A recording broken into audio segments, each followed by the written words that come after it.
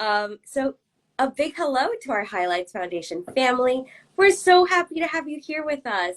I know it's early for some of you and later for some of you as well. So thank you so much for being here.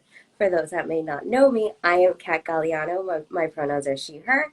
I am the social media manager here at the Highlights Foundation, also known as the person who reshares your posts and is responding to you with blue and green hearts. So I'm the human behind all of that. I'm joining you from Westchester, New York, on the traditional lands of the Siwanoy people. And apart from all the fun things I get to do at the Highlights Foundation, one of my greatest joys is celebrating the book birthdays of our community members, faculty, and friends, because all of your wins are our wins. So today I have the honor of celebrating the ofrenda that we built, written by our friend and faculty, Jolene Gutiérrez. And also here with us is her co-author, also daughter, so exciting, Shaian Gutiérrez, who is joining us from China. So thank you so much for being here, both of us. We're very excited to host you both with us today. But before we dive in, I just want to remind our viewers that joining in any Highlights Foundation sessions to do so with no hate, no harm, and no harassment of any kind. So now let's get started. So my first question, as I've kind of teased already, is that you are a mother-daughter co-author team.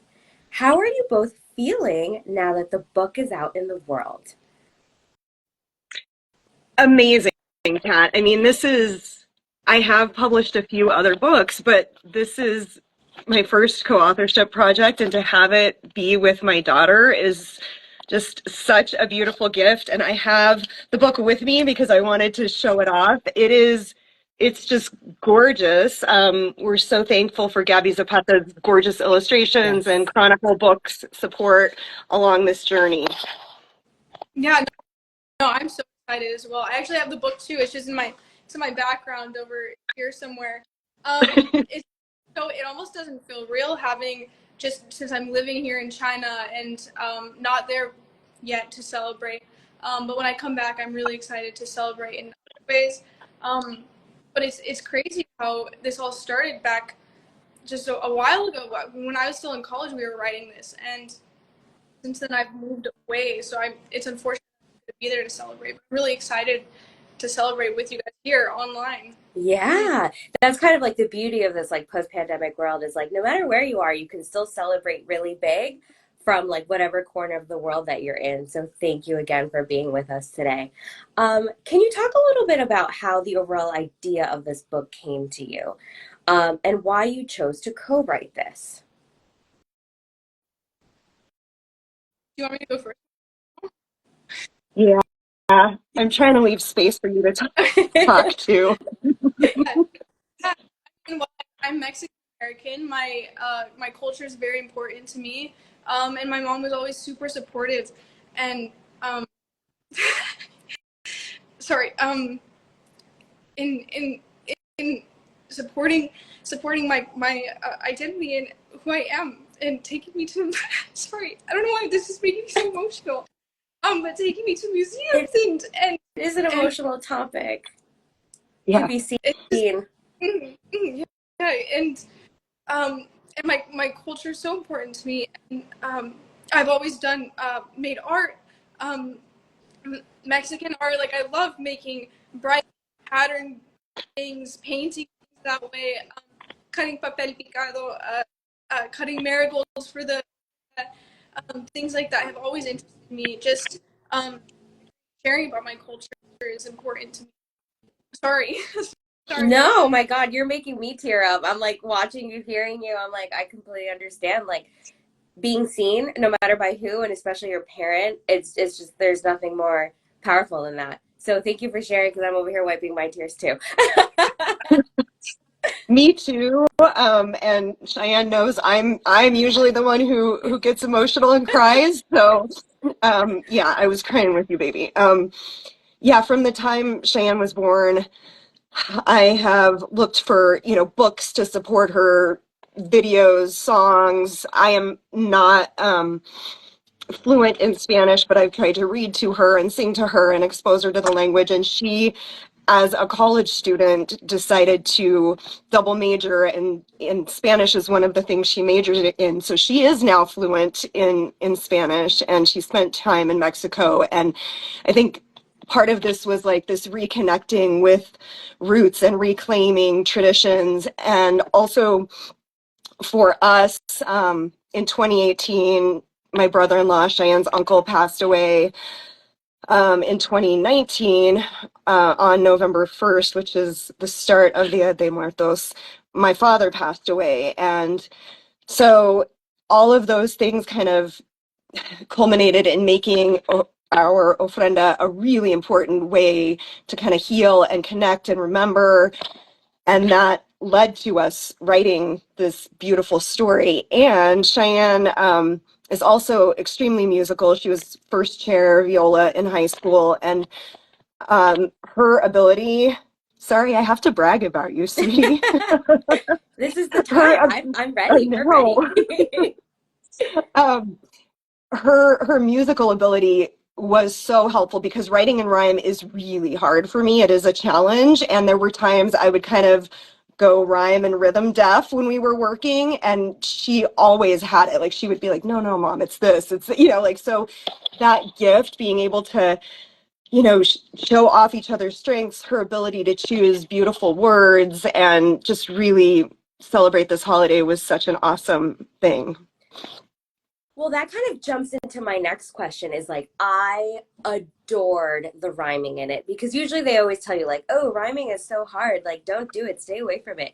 But I think the fact that this was a rhyming story, I think really brought to light the ofrenda and like all the elements of what makes an ofrenda, and plus the illustrations. We can't speak enough about Gabi Zapata's illustrations that were just like just jumped off at the page at you. They were so beautiful. And why did you decide to do this sort of repetitiveness rhyming style? Because A, I commend you as a writer myself, but two, as a reader, I was like, oh my god, how fun. It's just like the lyricalism of like reading it. And I read it, thankfully I had the honor of reading it multiple times before we got to chat today. So I just wanted to say, hey, thank you. It was such a clever way to tell this story. But two, why did you decide to do it this way?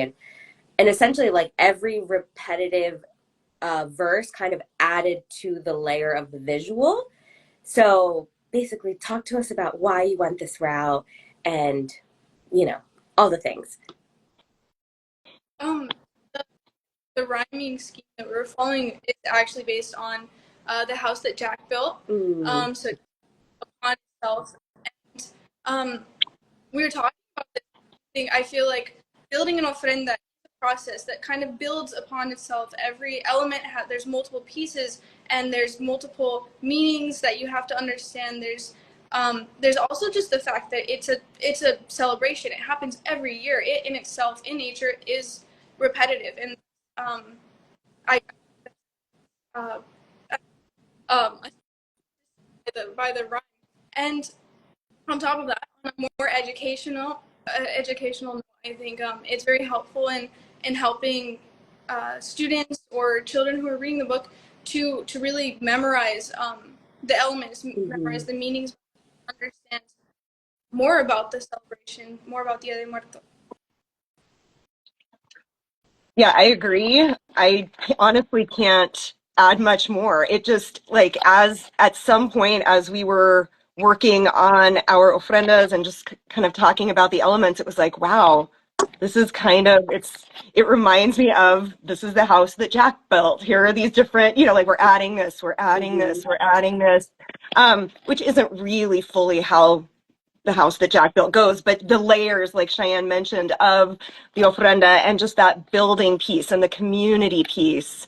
And Cheyenne, that's such a good point about the rhythm of, just the way the holiday falls too, and how kids, I think it's so beautiful. I've shared this book only a little bit so far, but already some people are like, "Oh yes, I'm familiar with ofrendas," and I know, like so it's affirming because they get to hear about some of these pieces that they may also include on their ofrendas, which that's a beautiful thing that I love about Dia de Muertos is just kind of the way that you can take what works for you. It's, you know, like it's, you don't have to use all of these elements, but some kids are already like, yes, I know that, I know this. But for other people, it's a total education, and that's really beautiful too, that they're learning these new pieces and the way that you can honor and remember people and celebrate. Well, that's kind of what I want to jump into is like I'm Latina, but like my family's from Paraguay, so like we don't necessarily celebrate Dia de los Muertos to this extent. And like even I find myself who has been, of course, grew up with understanding what the notion of it was and what an ofrenda is, and like friends and family that do that. But again, like the repetitiveness truly brought it home for me because I was like, oh, wow, like even me at like my big age was like, oh my God, I'm learning something new. So I'm just like, oh, it was just so clever. And like, I can't thank you enough for like the way you just like built it. It was just so informative and fun and just like an all around joy to read to myself and aloud. So I'm like, I can't wait for like all the schools to be reading this come like late October, early November. I think this is going to be a staple in schools and homes. I'm just, I just love it. Like, thank you. Like, it was just the biggest joy to read, and just to learn as well. So I'm gonna jump Thank you. into my yeah, I'm just like I'm also so emotional with both of you. I'm just I like over know. here like, oh, because there's something to be said about seeing something that's so important to you and seeing it on pages so that others can learn. And like I Yeah. mentioned, I'm Latina, which that doesn't really do the whole ofrenda thing, but I've always found it to be so gorgeous and beautiful, and something I wish I could do myself. And I'm like, maybe this year I will because I'm Yes. inspired. Yes. um, I guess just like a tangent question is, when were you were conceptualizing this book and sort of gathering your thoughts about it, did it come from a place of like experience, like self experience of having, you know, be a staple of your family life? Or was there a research component as well, or was it kind of both? So just curious about like how that, because it like it feels very like the elements that you list like on the pieces of the ofrenda just feel like it was so researched but also felt so personal. So I just kind of want to touch a little bit on how that process was. Yeah, it's both. Because and as I mentioned with, you know, more recent deaths of people in our family, the ofrenda became more important and more of, you know, just a huge piece of our lives. But then as we started writing, there were certain things like copal, the Mm-hmm. incense, that we didn't have and hadn't included, but it's such a beautiful piece and speaks back to, you know, the indigenous roots of this holiday. That's kind of my feeling. Shai, Mm-hmm. please chime in. So there were certain things that we hadn't included, and personally I don't think I was aware of that before researching, but then we Mm-hmm. were like, oh no, we need to also include this and honor, you know, this piece of the tradition as well. Yeah, I think you did everything. I agree. It was a mix of both. And it was also just super interesting to look into that and to look into all the other elements that we didn't Mm-hmm. include in our and the ways that somebody else could build their own. They could really take it just however it fits them, however it fits their family or themselves. If it's just an individual, it's just a personal thing to you. This is a very personal. The holidays are personal. Ofrendas are very personal, and um, elements also depend on your needs or how whoever you're honoring, how you see them or what you think would be important to them. I loved it. It was just I found it so incredibly powerful, the like the extra stuff that you added that you learned in your research. So thank you once again. Thank you. So we're kind of heading to the end of our conversation, although we're not quite there yet. But I did want to talk a little bit about highlights. Of course, that's why Yeah. we're gathering today on the Highlights Foundation page. So I'd like to talk a little bit about what your journey, and how well your journey in general as a writer and both of you as writers, but also how the Highlights Foundation has played a role in it. Uh, so highlights for me, I mean, I grew up reading Highlights magazine. It's kind of Highlights has always been a part of my life. But at a local SCBWI conference, I don't know, before 2016, I had a friend, Kelly Crocker, who said, have you ever been to one of the Highlights classes, one of the retreats? And I was like, no, I didn't know they did that. And that was the first time I had heard about Highlights Foundation and the writing classes and all of the support. And then soon after that, I won a teaching award that included a financial piece for professional development. And I was able to use that to go to the 2016 summer camp and met some lifelong friends. I saw one of them, Liz Rice, on here, so there may be others, and I apologize if I didn't see your names because I get distracted. But yeah, so people that I'm still in touch with, and I learned so much. And then in 2018, I returned to do the nuts and bolts of science writing there on campus, and again, made lifelong friends and connections and learned so much. And time for tears again.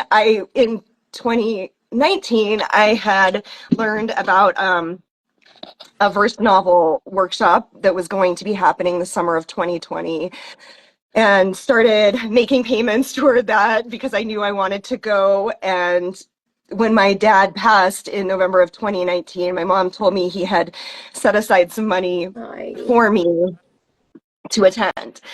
And I didn't get to attend that session, and I intend to return at some point, hopefully soon. I would like to this upcoming summer. But during the pandemic, what Highlights did for all of us to just kind of offer different programming and yoga and ways to connect and community gathers and things like that.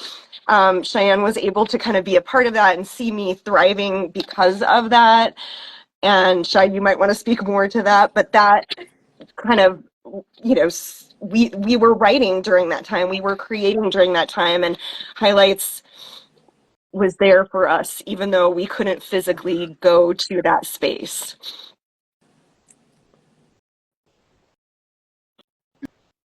I'm just like 9 a.m. Sessions are not recommended because clearly they're just tear fest. Because I'm over here like, oh my goodness, same. I was working for Highlights during that time, and I completely can relate because it was such a chaotic time in all our lives, and everybody was just not understanding what was going on. So the fact that there was a safe place to meet online and learn different things, and at that time we had a lot of free programming, which I'm grateful for, because that allowed a lot more people to find us and spend time with us. And again, it kind of goes back to this theme of being seen, and like your dad left you something because he saw you as the author that you are. And it's just kind of incredible that this is sort of our theme of this book, is being seen. And oh my God, let me not start crying some more. I know. Being seen, being celebrated. Yeah, like, being celebrated. being Yes, supported. Yes, celebrated, supported, and seen. I couldn't have said that better myself. So we're going to jump into our last question, so then we can secretly cry ourselves after we finish this. What do you hope kids will take from this? We've spoken a little bit about you, Cheyenne, me, I think adults, but like, what do you hope kids will take from this? Well, for me, there was a session I was doing with a different book of mine, Mac and Cheese and the Personal Space Invader, that has Spanish sprinkled throughout. And as I was reading it, a little boy said, "That's my language. Isn't it beautiful?" And I was like, yes, isn't it beautiful? And that is what I hope. I hope that anyone who celebrates or has even heard of Dia de Muertos and identifies in some way will have that feeling like, that's me, that's my heritage, that's my holiday. And I hope that anybody who maybe even hasn't heard of this celebration or doesn't know what an ofrenda is or can't pronounce the word, will still see the beauty and understand and take that. I mean, that is also the beauty of this tradition. In so many places, I've heard people say, you do not have to be of Hispanic heritage or Latina to celebrate this. Like, you can take this and make it your own. You can take what works for you. And I love that generosity of, like, not like this is our holiday, but this is for anyone who connects. If it is helpful, take that. So that's my hope.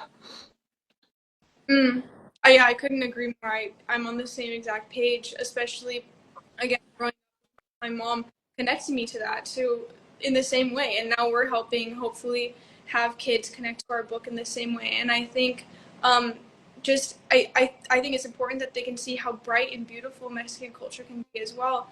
And I think Gabby Zapata did such a good job with that. The illustrations could not, they're just so beautiful. And so I hope learn about it too. I want Mexican kids to read it and learn something new themselves, to be like, I didn't know about that element. For example, this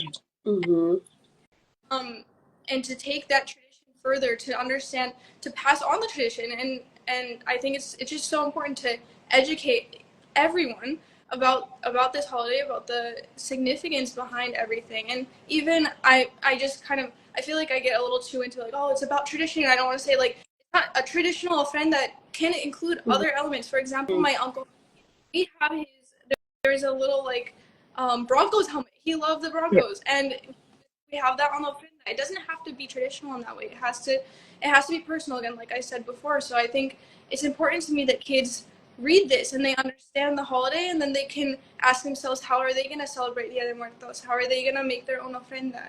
And what they get out of it. And it's also like, at the end of the day, we all love.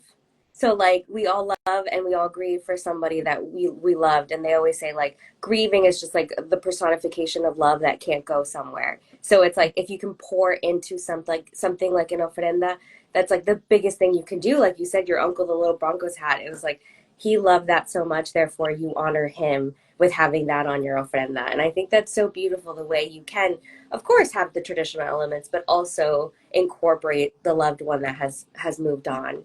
Um, yeah, and isn't it a big and beautiful thing to love someone so much that you want to honor them every year like that? Um, Congratulations to you both. This Thank book you. baby is a book baby. Really, really came out bright and beautiful into the world. And for those, of course, that may want to order this book, which please do yourself a favor, go and order it. You can purchase the books at our virtual bookshop powered by bookshop.org. Jolene, I think there was another bookstore that you mentioned to me that you were working with. I don't remember. Yes. Okay. Locally, there's Second Star to the Right bookstore here in Denver. So because Cheyenne's in China, she won't be able to sign any books here in the States for a while, but I can sign and personalize if anybody wants a signed book. Just reach out to me or Google Second Star to the Right in Denver, and they have books in stock. Yeah, thank you, We'll Kat. also drop that information in the blog post that we'll make of our conversation today, so that way if anyone wants a direct signed copy at Jolene's local. And of course, Cheyenne will eventually sign. So Yes. if you're patient, don't be patient. Just buy 2 copies. Yes. Yes. And also, Jolene will be co-teaching with us this fall for the class Yeah. Research Techniques, a 2-night mini on October 22nd and 24th, which is like crazily creeping up on us. So like, please take a look at our website, highlightsfoundation.org, so that way you can take a look and register. And yeah, thank you so much, Jolene. Thank you so much, Cheyenne. Thank you for joining me on super early time, super late time. And I have been so moved by this conversation. And I can't thank you enough for your candor, your vulnerability, for this beautiful project that you've brought into the world. So thank you, thank you, thank you. Thank you for everyone tuning in. I didn't see any questions, just lots and lots of love. So that's always good, a good way to go into the weekend. Yes, thank you so much, Kat. We appreciate this and this time to connect and talk. Of course, if there's anything else you'd like to add, please go right ahead. And if not, we we will say until next time. Well, I do want to, can I piggyback a tiny bit Of about the course. research class? Sure. Because I did mean to mention that when we were talking about the highlights connection, Yeah. and I spaced it, of course. But yeah, this is Stephanie Jabot and Anita Yasuda, and I will be teaching, and we have taught this in the past. Stephanie and Anita are amazing. I'm also a school librarian, so research is something that I love to do and love to share and teach how to do. So if that's something that's of interest, I strongly feel like you need to research even fiction stories. I love research, so please join us if that resonates for you. Shai, do you have anything you want to add, baby? No, just thank you so much. It was a good talk, honestly. Thank you both. Thank And you. piggybacking off Jolene's piggyback, it is important to remember that we do have to research fiction. So, like, even if you're not a nonfiction person and not writing that style, you might need to research on something your fiction piece is about. So, please, we encourage everyone to join. Oh, look, somebody already commenting that it was a great class. Annie. So, you heard it here, folks. Totally sign up, consider it. Thank you, Cheyenne, for this beautiful, beautiful conversation. Yeah. Thank you, Jolene, for this beautiful, beautiful book and conversation, and both of you. Yeah, everyone, get on ordering that book. I know I am. Even though I have a copy in ARC, I'm still going to go get my own. So Thank you, have a Kat. wonderful weekend. Thank you again, both of you. Thank And we shall see each other soon, I'm sure of it. Yes, thank you. Cheyenne, I love you. I love you. Bye. Bye.